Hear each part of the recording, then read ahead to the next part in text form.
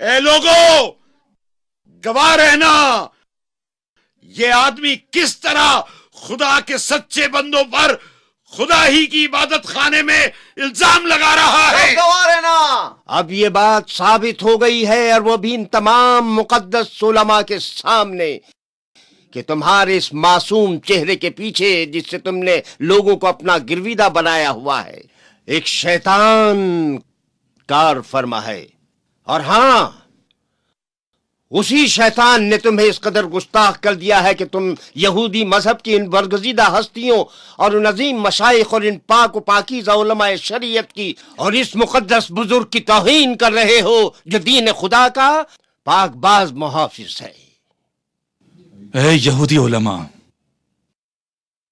اور تم اے فریسیو، اگر میں نے کوئی گناہ کیا ہے تو مجھے ملامت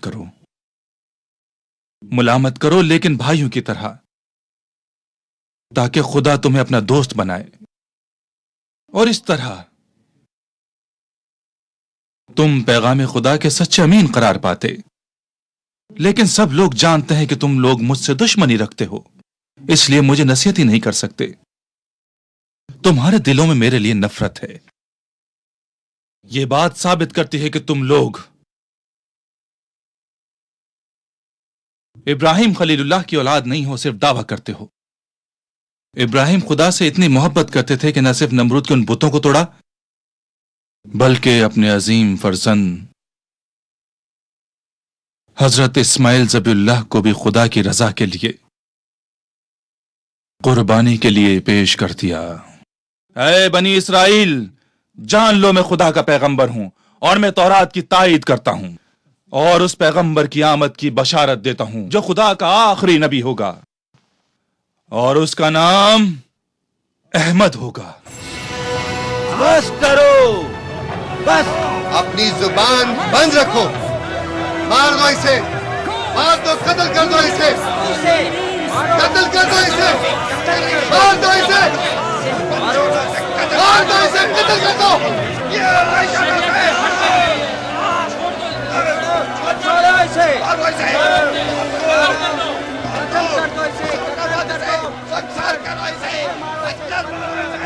یہودی علماء کی شیطانی سازش کی وجہ سے عبادت گاہ میں موجود لوگ حضرت عیسیٰ علیہ السلام کے خلاف مشتعل ہو گئے۔ ہر شخص پتھر ہاتھ میں لے کر آگے بڑھ رہا تھا، لیکن حضرت عیسیٰ علیہ السلام اچانک ان کی نظروں سے غائب ہو گئے اور مسجد سے باہر اپنے حواریوں کے ساتھ بحفاظت نکل گئے۔ دوسری طرف کینہ پرور یہودی پیشواؤں کی اشتعال انگیزی کی وجہ سے بہت سارے لوگ ہنگامے کا شکار ہو کر قتل ہو گئے اور مسجد کا تقدس پامال ہو گیا۔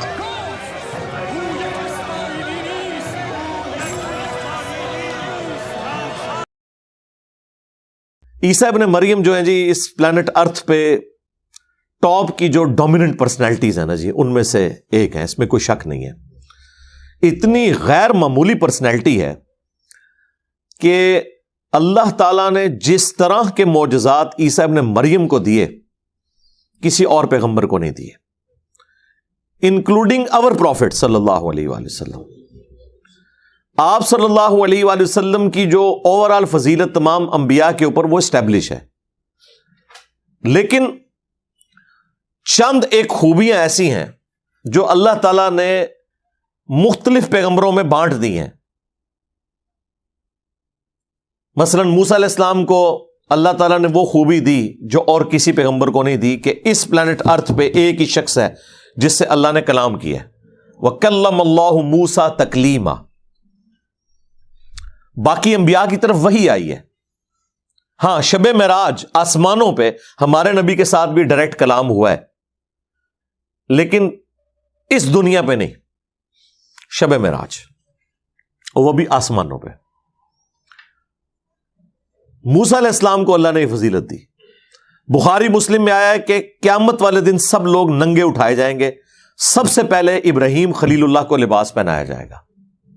اب یہ وہ جزوی فضیلت ہے جو سیدنا ابراہیم علیہ السلام کو تمام انبیاء پہ حاصل ہے۔ حضرت آدم علیہ السلام کو بغیر ماں اور بغیر باپ کے اللہ تعالیٰ نے پیدا کیا. یہ فضیلت کسی پیغمبر کو بھی حاصل نہیں ہے. ہمارے نبی علیہ السلام کو صحیح مسلم میں آیا کہ اللہ تبارک و تعالیٰ نے جب شب معراج کے موقع پر انبیاء کرام کو جمع فرمایا یروشلم ایلیا میں بیت المقدس کے اندر، تو وہاں پر آپ نے امامت فرمائی انبیاء کرام علیہ السلام کی.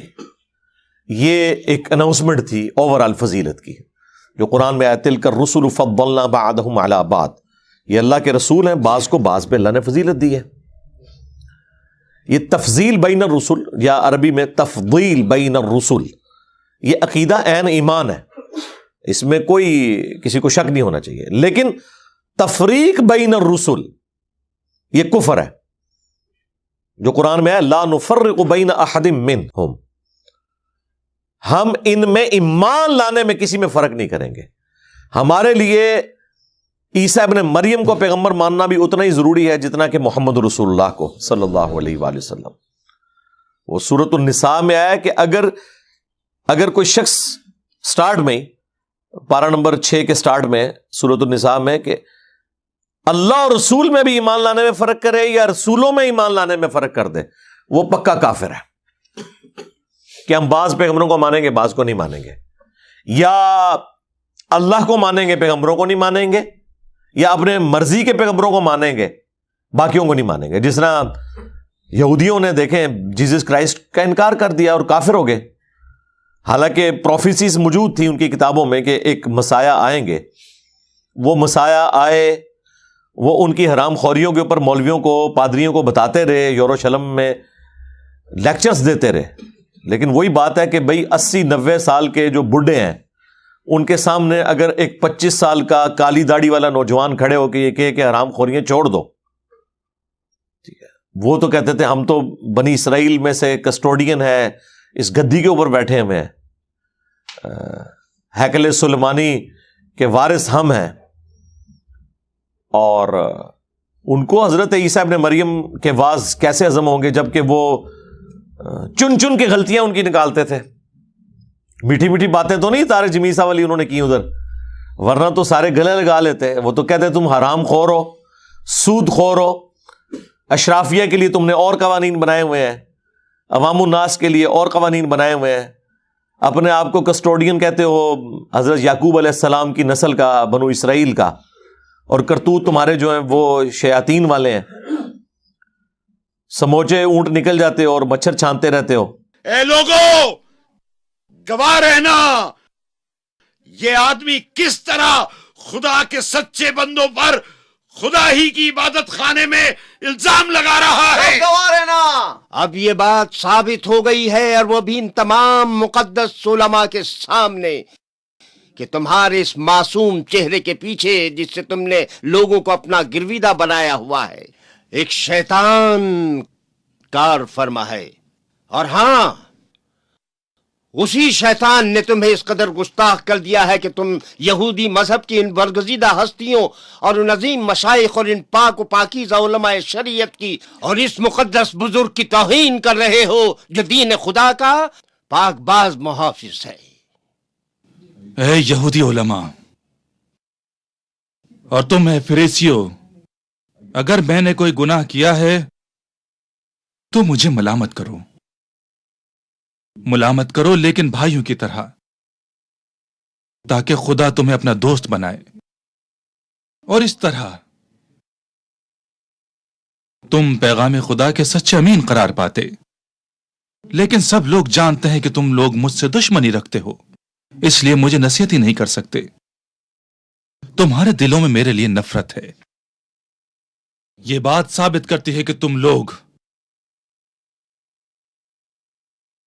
ابراہیم خلیل اللہ کی اولاد نہیں ہو، صرف دعویٰ کرتے ہو. ابراہیم خدا سے اتنی محبت کرتے تھے کہ نہ صرف نمرود کے ان بتوں کو توڑا، بلکہ اپنے عظیم فرزند حضرت اسماعیل ذبح اللہ کو بھی خدا کی رضا کے لیے قربانی کے لیے پیش کر دیا. اے بنی اسرائیل، جان لو میں خدا کا پیغمبر ہوں، اور میں تورات کی تائید کرتا ہوں، اور اس پیغمبر کی آمد کی بشارت دیتا ہوں جو خدا کا آخری نبی ہوگا. और उसका नाम अहमद होगा। बस करो, बस। अपनी जुबान बंद रखो। मार दो इसे, मार दो, कत्ल कर दो इसे, कत्ल कर दो इसे, मार दो इसे, मार दो इसे, कत्ल कर दो।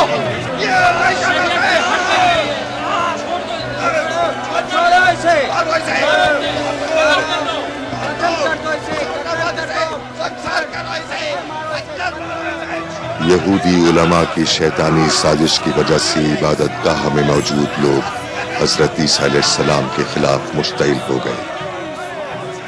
हर शख्स पत्थर हाथ में लेकर आगे बढ़ रहा था, लेकिन हजरत ईसा अलैहिस्सलाम अचानक उनकी नजरों से गायब हो गए और मस्जिद से बाहर अपने हवारियों के साथ बाहिफाजत निकल गए। दूसरी तरफ कीना परवर यहूदी पेशवाओं की इश्तियाल अंगेजी की वजह से बहुत सारे लोग हंगामे का शिकार होकर कत्ल हो गए और मस्जिद का तकद्दुस पामाल हो गया।